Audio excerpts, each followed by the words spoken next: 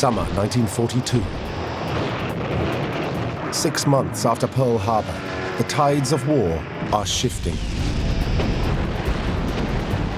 An American victory at Midway strips Japan of its dominance of the waves. But this epic war for supremacy in the Pacific is far from over. Hitting island after island, it's clear. The US is facing an enemy that is willing to fight to the death. This is the story of terrifying fanaticism and personal heroism, told in compelling detail, with specially enhanced color film and rare footage shot by the troops themselves, all put together for the first time to answer the question, does America have what it takes to endure and win? This is World War II in the Pacific.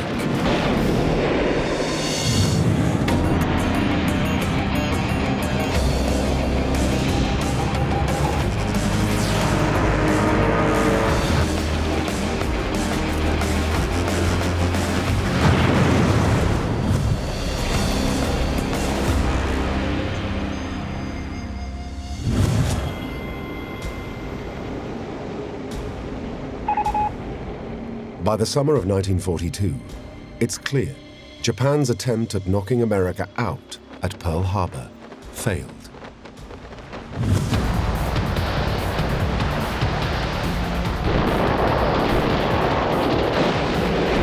In fact, the US victory at the Battle of Midway has enabled them to assert dominance at sea. It's a shift in power that has America ready to strike back at Japan's empire. The question is, where to begin?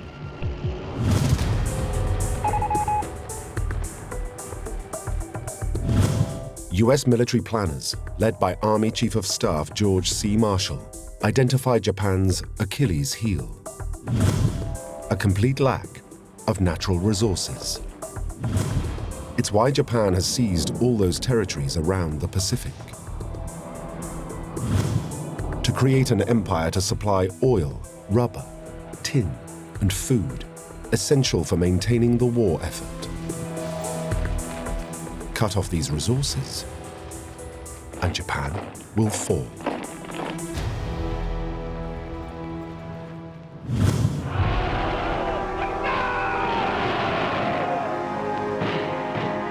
The problem is, Japanese Commander General Hideki Tojo knows it too. He has built a defensive ring of steel around Japan's empire. A string of island bases, complete with troops, ships, and aircraft to protect Japan's supply lines.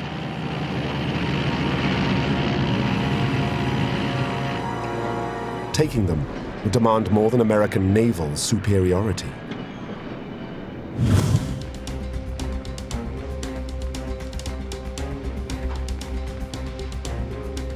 It will mean driving the Japanese from their bases across the ocean, island by island.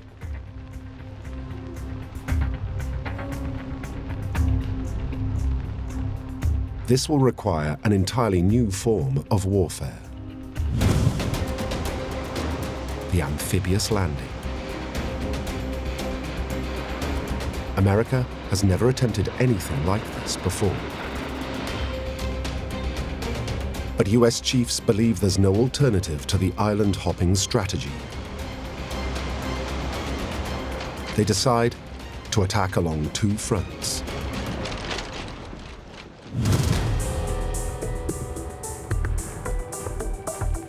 Admiral Chester Nimitz, the commander-in-chief of the US fleet, will seize key strategic Japanese bases in the Central Pacific, along the Gilbert, Marshall, and Mariana Islands.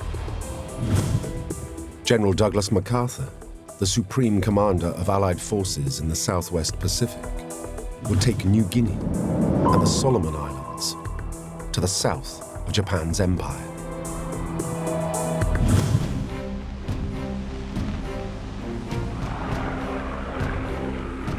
Fortunately for MacArthur, Allies stationed on New Guinea have prevented Japan from seizing the entire island.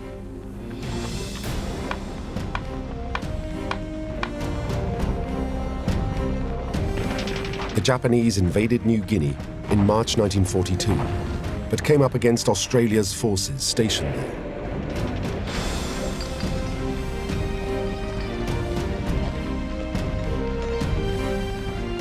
With the help of the native Papuans, the Australians have fought back against Japan's South Seas forces and have retained an important base at Port Moresby. This will provide the US with a foothold from which to launch their offensive.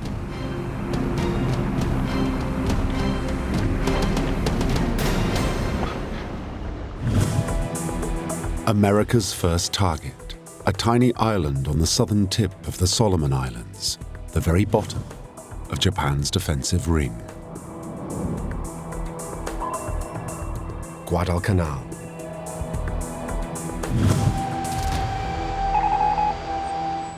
The offensive opens with shelling by US warships.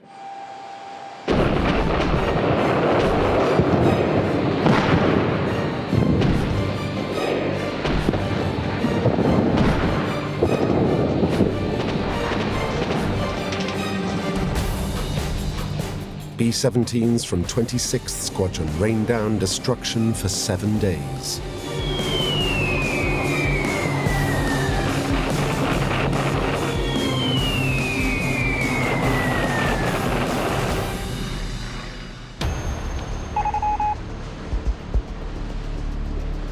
Only when Japan's defenses have been softened up does the US launch the first land-based assault.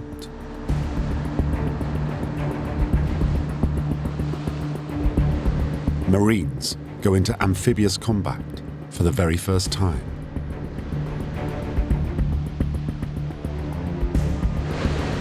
Low light and heavy clouds allow the approaching landing craft to go undetected.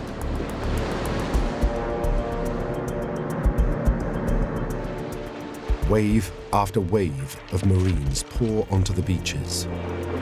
Everything is going like clockwork. But as they press up the beach, the Japanese are waiting.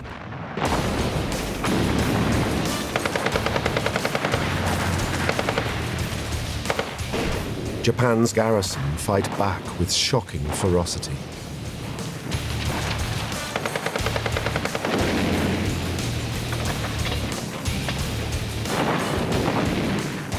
The 1st and 11th Marine Corps pound the enemy defenses with howitzers.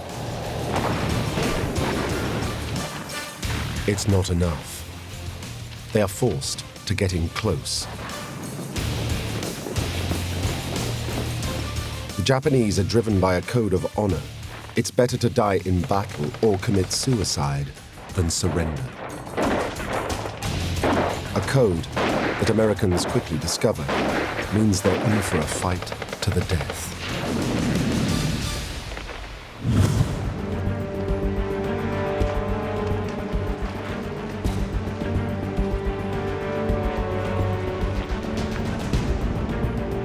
Within hours, 10,000 US troops reach land, outnumbering the enemy 5-1. As more US heavy artillery and tank support arrives, American optimism grows that they have the Japanese outgunned and outnumbered. Japan's 2,000-strong garrison is quickly overwhelmed.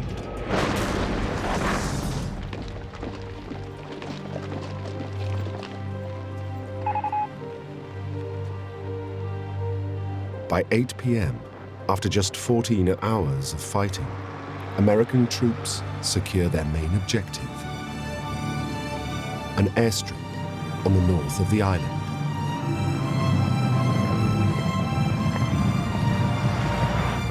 The US now has an airbase from which to support its advance on Japan's island empire.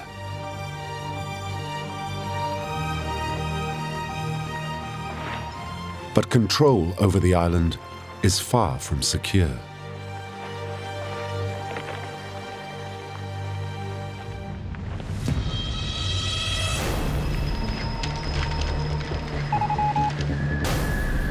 12 days later, Japan mounts a counterattack. A wave of 1,000 soldiers from their nearby island stronghold of Rabaul lands on Guadalcanal.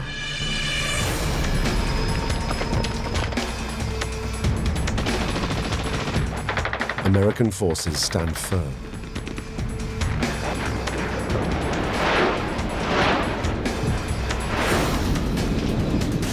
Almost all of the Japanese that attack are killed.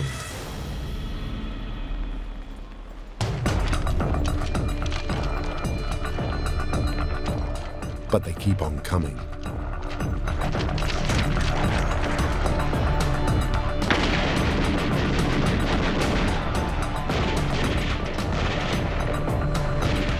Wave after wave of Japanese reinforcements pour onto the island.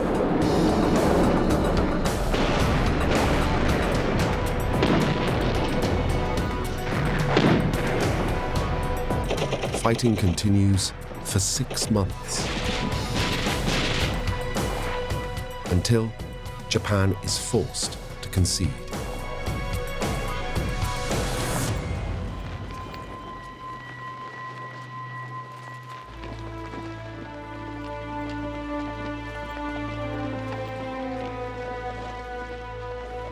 All remaining Japanese forces are evacuated from Guadalcanal by February the 7th, 1943.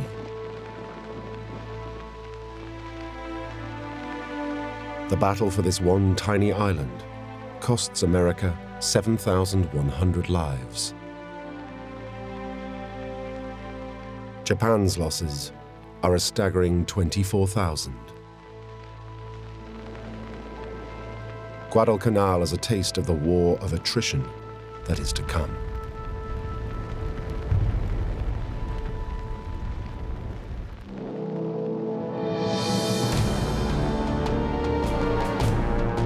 The American victory provides a key foothold on the edge of the Japanese Empire.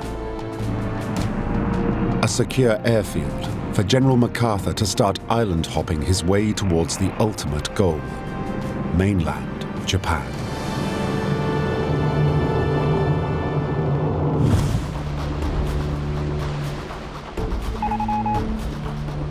February 1943. With Guadalcanal under their control, US chiefs can now begin the process of cutting Japan off from its supply of natural resources.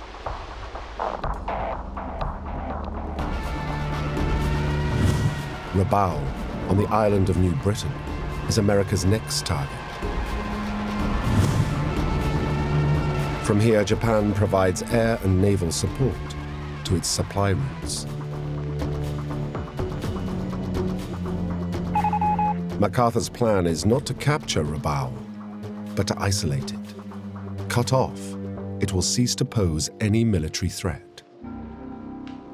Operation Cartwheel is launched. General MacArthur intends to encircle Rabaul with a pincer maneuver. MacArthur himself will lead the western pincer from Port Moresby up the Japanese-occupied northern coast of New Guinea. The eastern pincer, commanded by Admiral William Bull Halsey, will start from Guadalcanal and move north through the Japanese-controlled Solomon Islands. From these 2 points, the US Navy can complete the encirclement.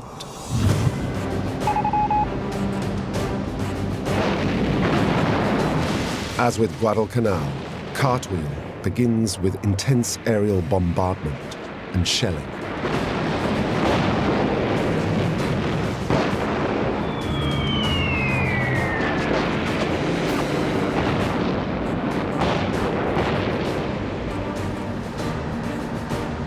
Then Marine and Army units assault the beaches.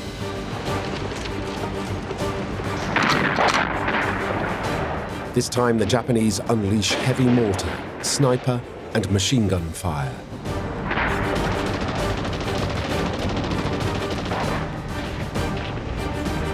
As the US presses inland, Japanese resistance becomes even stronger.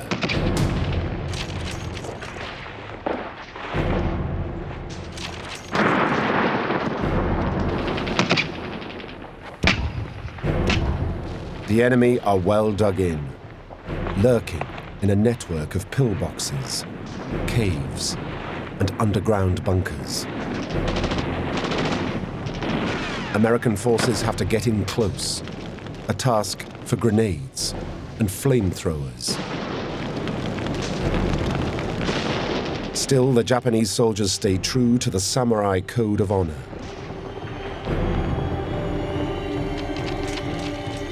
Rather than surrender, they mount suicide charges, shouting "Banzai."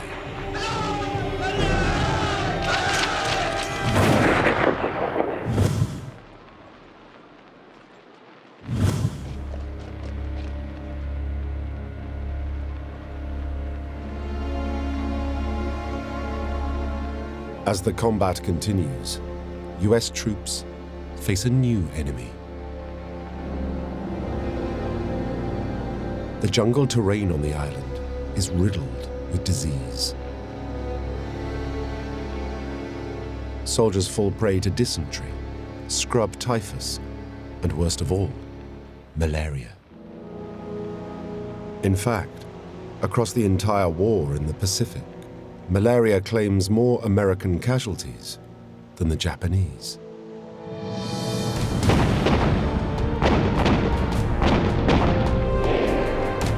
But despite the appalling jungle conditions, the US weight in numbers tips the balance. Japanese fanatical bravery is no match for America's military might.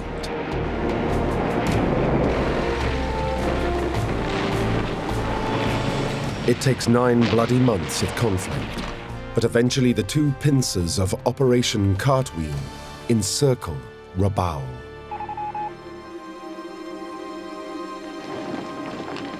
American casualties run into the tens of thousands. Staggeringly, more than 150,000 Japanese are killed.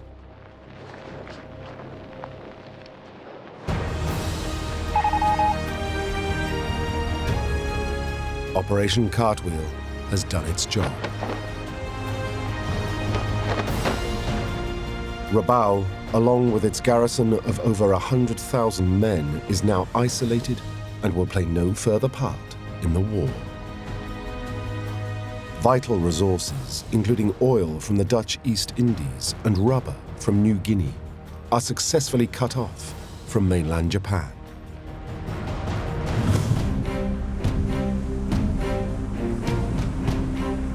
Meanwhile, to the east, Admiral Chester Nimitz and the US fleet are preparing to attack Japan's empire on a second front.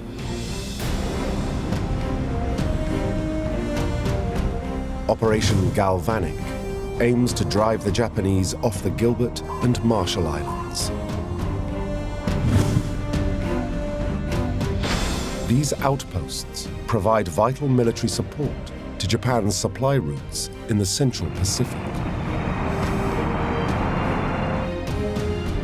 The campaign's first target? The island of Tarawa.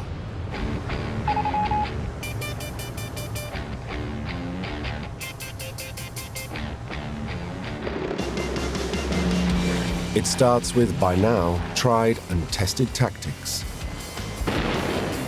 A naval and air bombardment from the 5th Fleet. Then, the 2nd Marine Division heads for the beaches. This time, America's lack of experience of amphibious warfare shows when the troops land at low tide. They are forced to leave their landing crafts with water up to their waists and razor-sharp coral reefs underfoot. Exposed to enemy fire, hundreds of Marines are cut down by machine guns.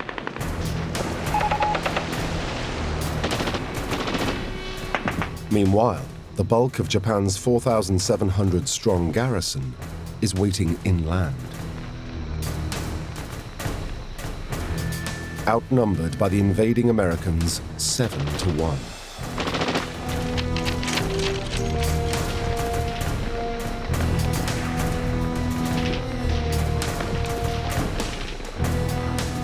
Every one of them is ready to die for their emperor.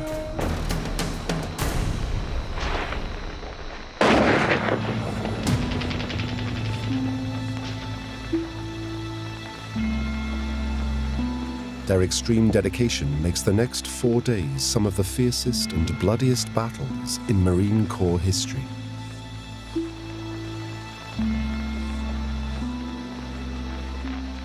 By the time the island of Tarawa is secure, 1,700 American lives are lost. Out of the entire Japanese garrison, only 17 allow themselves to be captured alive.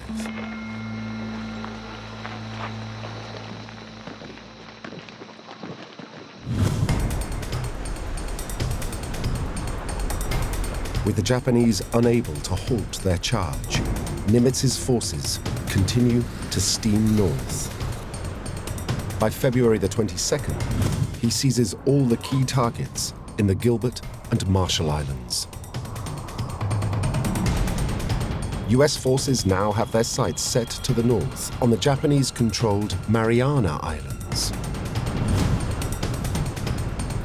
Admiral Chester Nimitz and his naval task force launch Operation Forager.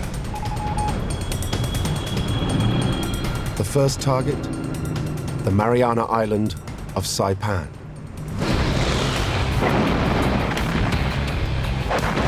A 165,000 shells are fired at Japan's defenses.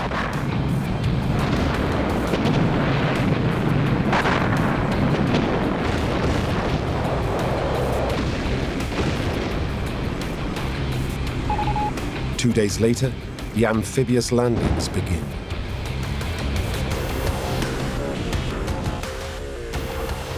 "8,000 Marines of the 2nd and 4th Divisions are ashore by early morning. The fighting follows a by now familiar pattern.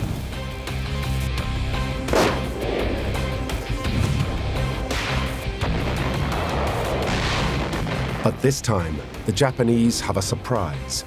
They don't just have ground troops. They call up their navy. A huge carrier fleet, including 5 fleet carriers and 4 light carriers, advances into the Philippine Sea.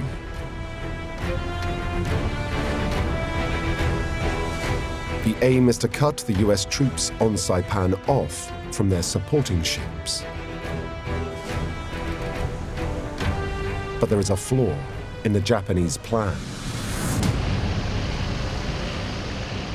Most of their experienced pilots were lost at the Battle of Midway. These pilots are rookies.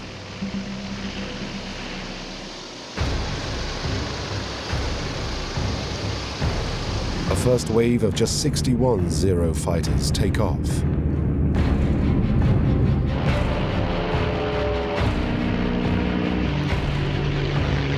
Nimitz scrambles 220 F-6F Hellcat fighters.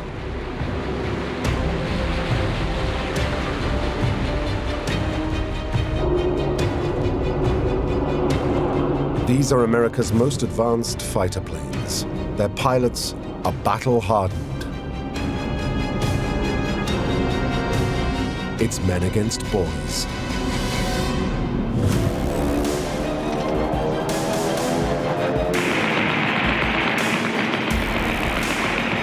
Outnumbered and outgunned, Japan's Zeros are mercilessly blasted from the sky.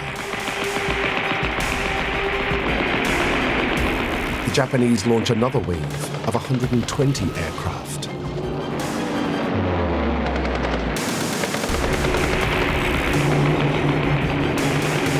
And then another 47.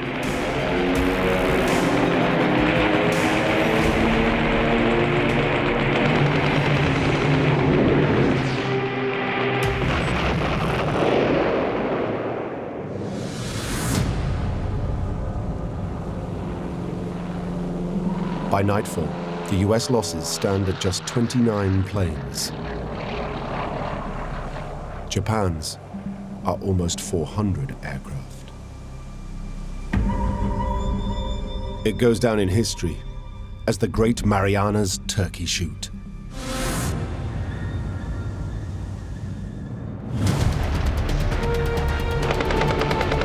At sea level, the battle is just as one-sided. US submarines torpedo and sink 2 Japanese aircraft carriers. In less than 24 hours, the Imperial Japanese fleet is routed.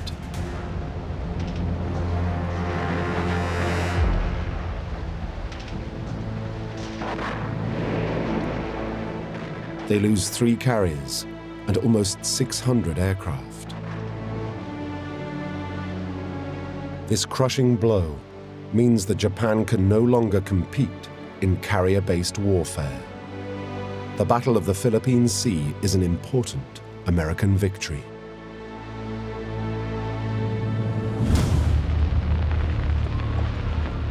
Back on Saipan, the conflict plummets to new depths of horror.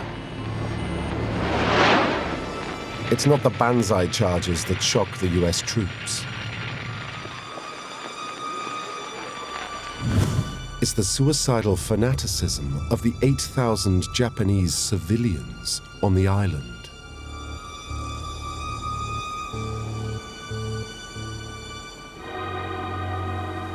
American soldiers watch in horror as men, women, and even children jump from cliffs to their death.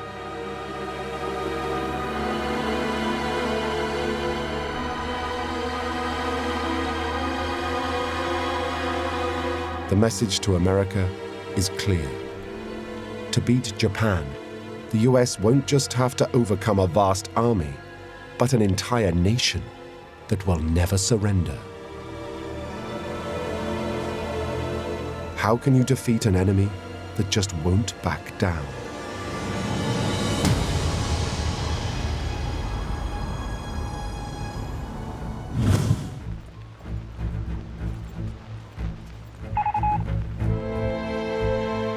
Summer 1944, and America is winning the war in the Pacific. Japan's empire is being rolled back, but the cost of human life is horrifying. US losses stand at around 46,000 men. Japan's are massive, at over 300,000.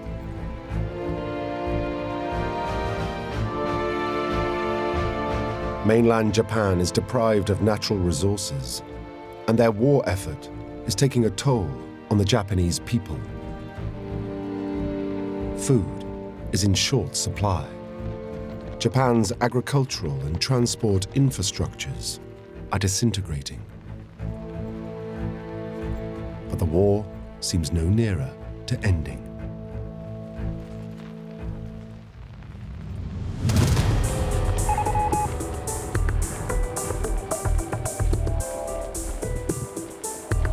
In the US High Command, an argument is underway. Chief of Naval Operations Admiral Ernest J. King argues that the war could be brought to a swift end by moving the fleet west from the Marianas to the island of Formosa, modern-day Taiwan. It would put Japan's home islands within easy striking range of US heavy bombers. King's plan would mean bypassing most of the remaining Japanese bases across the Pacific, leaving them undefeated but isolated.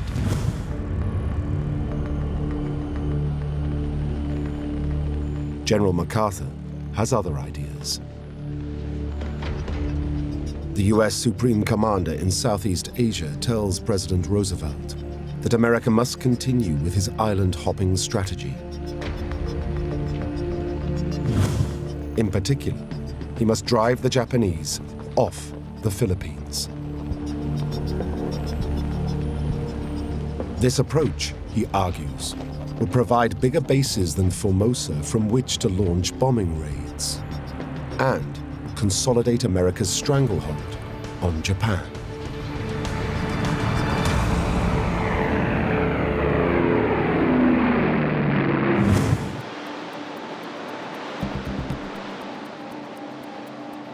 there's something else.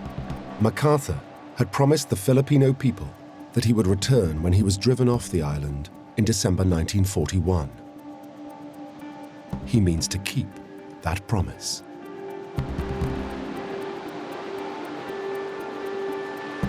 On July 26, 1944, President Roosevelt backs MacArthur's plan. It is a decision that will prove fateful for hundreds of thousands of people.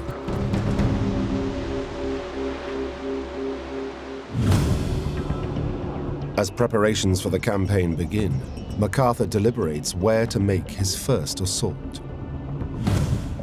He targets the island of Leyte in the southern Philippines. The general launches amphibious landings.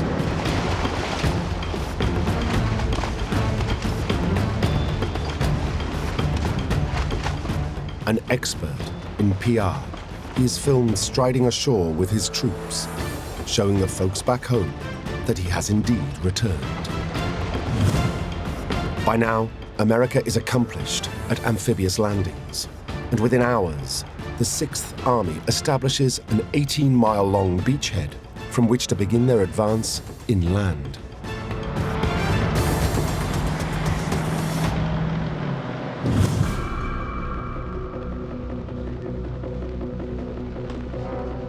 The Japanese High Command know they have to try something different to break the cycle of American success. They gamble and mobilize all their remaining major naval vessels. They call it Operation Show, meaning victory.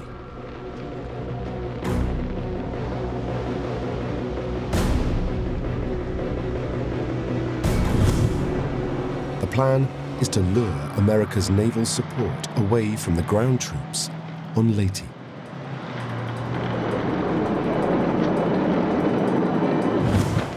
The Imperial fleet is split into 3.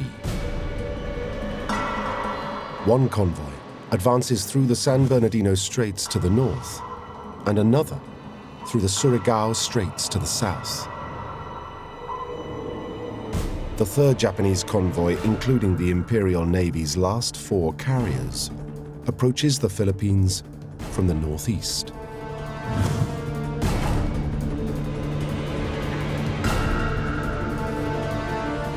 On October the 23rd, the northern convoy of Operation Show is spotted.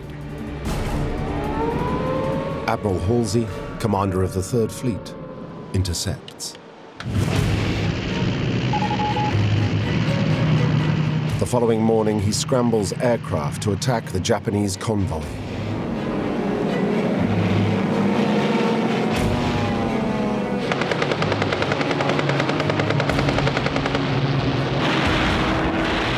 The Japanese come under fire.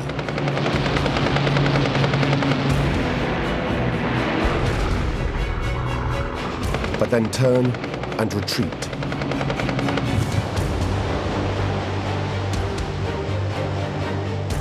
It's a trick designed to lead Halsey on.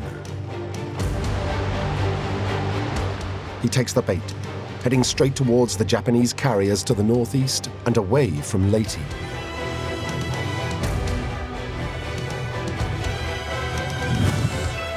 Meanwhile, to the south, Admiral Kincaid heads out to intercept the 2nd Japanese convoy approaching through the Surigao Straits.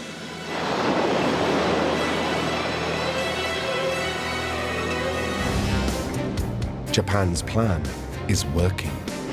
Just a few US vessels remain to support the landing on Leyte.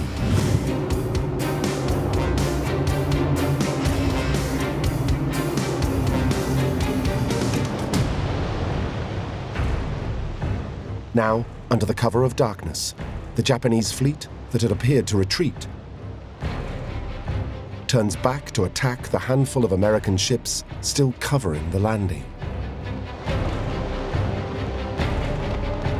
This could be the victory that Japan so desperately needs.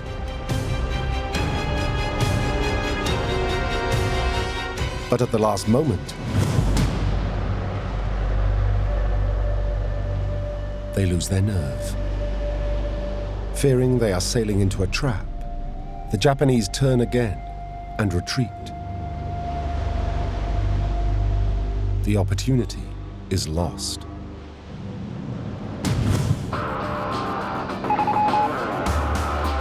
In the Surigao Straits, Admiral Kinkaid and the US 7th Fleet unleash hell on Japan's southern convoy.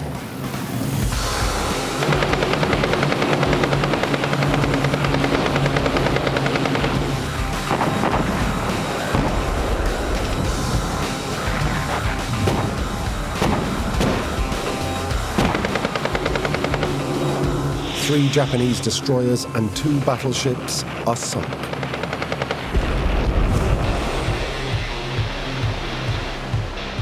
To the northeast, Admiral Halsey and the 3rd Fleet reach the 4 remaining Japanese carriers.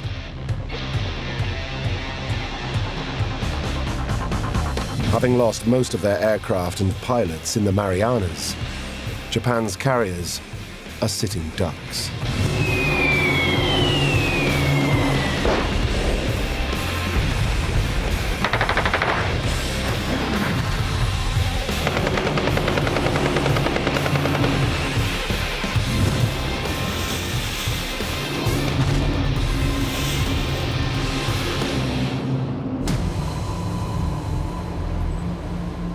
All 4 are sunk.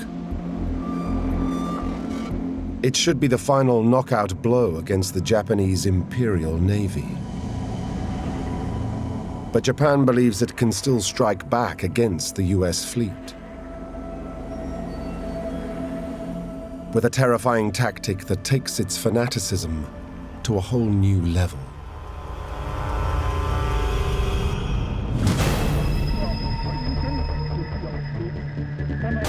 The Imperial High Command calls for volunteers to form a new aerial strike force.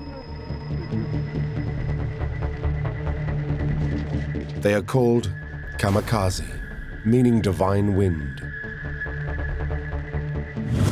And they are required to make the ultimate sacrifice in the name of their emperor.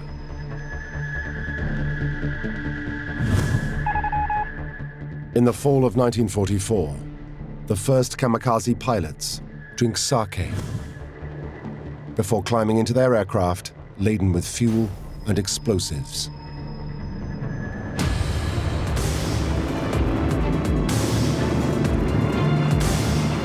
Their targets are America's aircraft carriers, supporting the troops on the Philippine island of Leyte.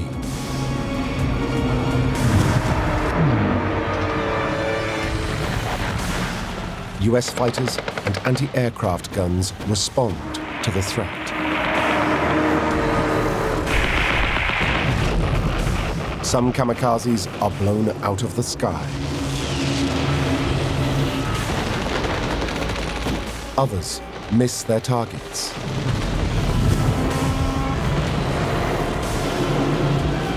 But a direct hit is devastating.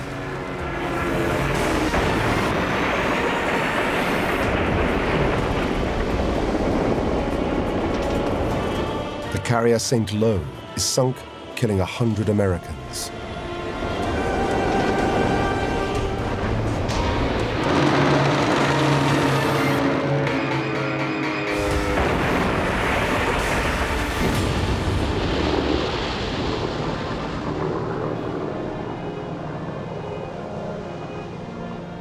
As horrific as these attacks are, they're not enough to turn the tide of the war. Out of some 2,600 kamikaze sorties, only 19% hit their targets, sinking less than 40 US ships.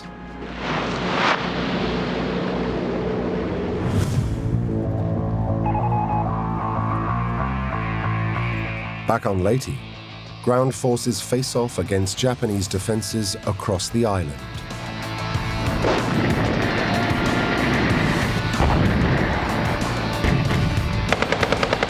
Attritional warfare continues for 2 solid months.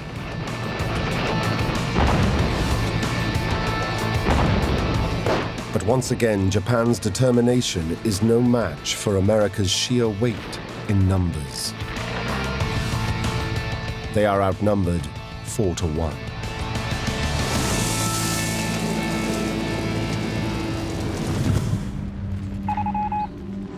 On New Year's Eve 1944, General MacArthur's men finally capture Leyte.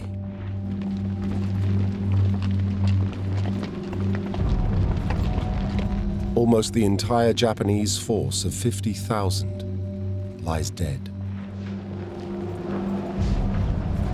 Now MacArthur can launch his attack on the main Philippine island of Luzon.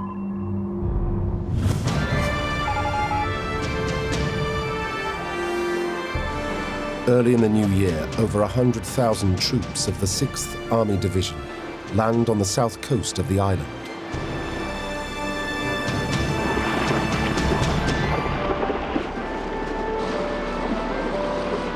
The landings are relatively unopposed.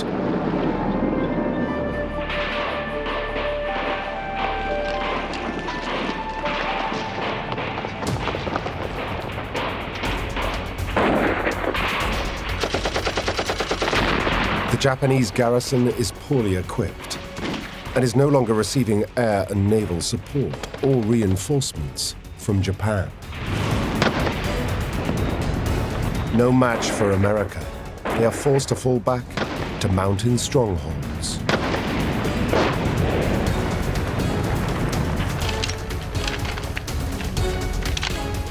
As US reinforcements pour onto Luzon, MacArthur heads straight for the capital, Manila.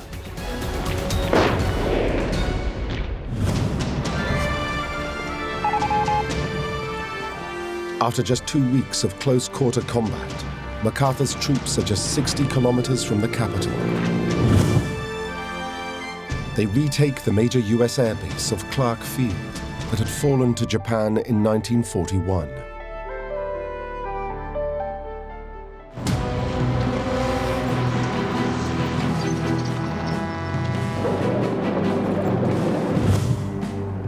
With Manila in his sights, it looks as if General Douglas MacArthur is about to make good on his promise to liberate the Philippines. The 1st Cavalry Division take the bridge over the Tulahan River. And on February the 3rd, the US enter the capital city, Manila.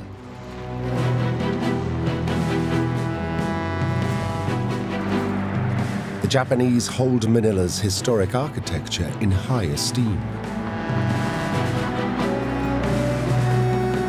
To preserve it, General Yamashita gives orders to withdraw completely.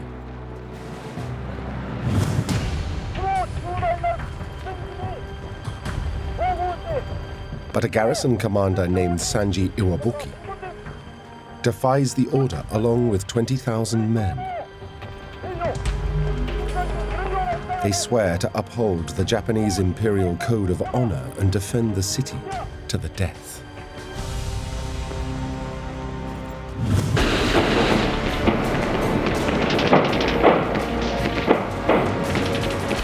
The battle for Manila becomes the first and fiercest example of urban warfare in the Pacific Theater.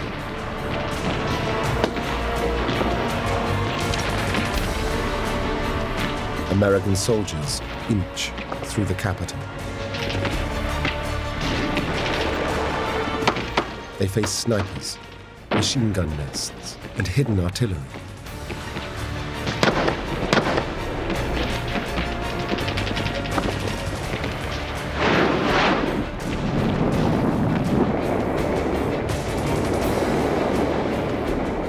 Historic Manila is reduced to rubble.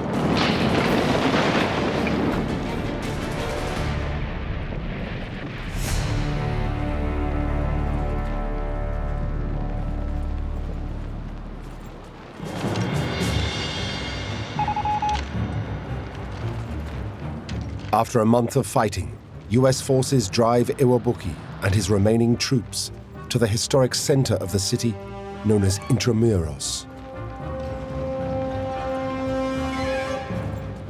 There, they will make their last stand.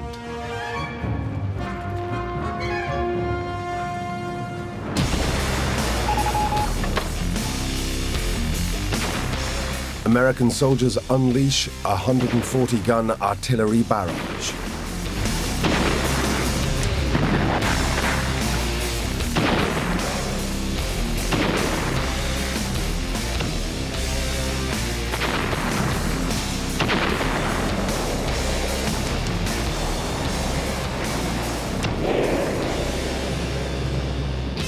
US troops then assault the stronghold.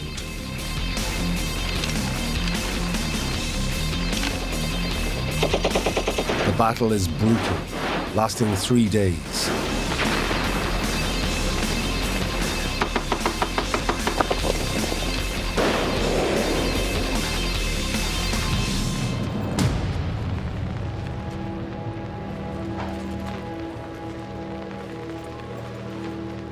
At dawn, on the 26th, Iwabuki and his officers commit seppuku, the Japanese act of ceremonial suicide. The battle for Manila is finally over by March the 3rd. American losses stand at 1,000. Japan's at 17,000.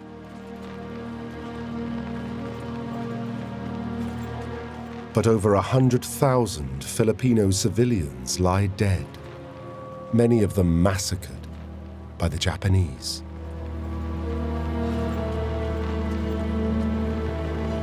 It is the highest death toll of any battle in the Pacific Theater so far.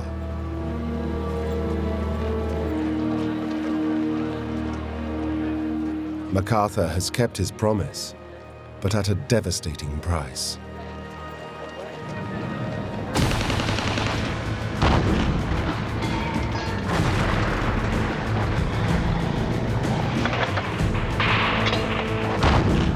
The battle for the Philippines will continue for 5 more months, as the US are made to weed out pockets of Japanese defenders dotted around the islands.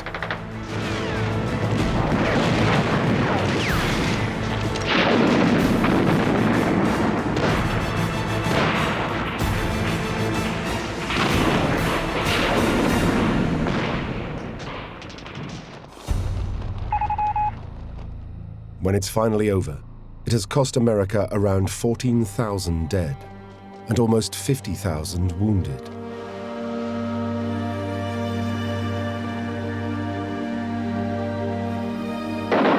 Japan has lost almost 350,000 soldiers' lives. Strategically, the campaign has been a success. Japan's navy has been crushed. Its last supply lines to sources of oil and food have been severed. But everyone knows the war is far from over. The Japanese believe they can still win.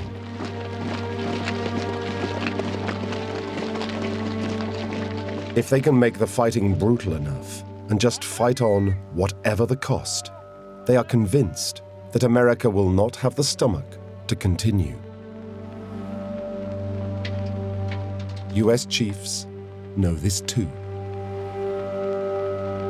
They need to find a way to force Japan to surrender quickly and unconditionally. But how?